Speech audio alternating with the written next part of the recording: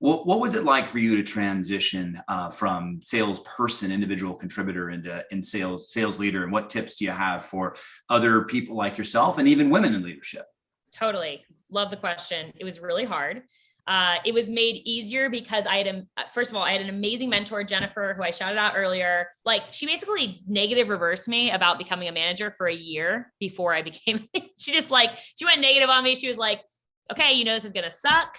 You're going to make less money than than you are as a top performer. Like, look how much you made. You're probably going to, she set so many expectations about, like, it's hard when you're a peer to transition to be their leader. Like, she really told me the worst of the worst about that next role, which was great because it over the course of a year, I did a lot of soul searching. Like, do I really want this? And anyway, so going in with, talk to other sales leaders and really get the real deal.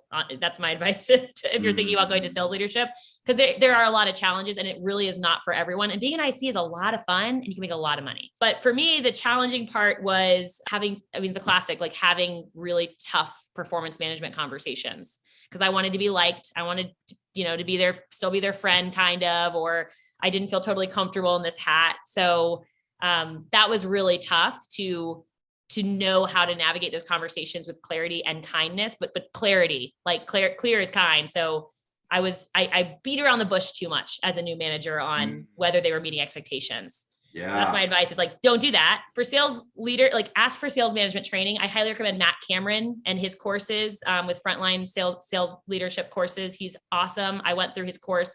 That was a huge help for me. Most managers do not get a lot of training when they transition from IC to manager.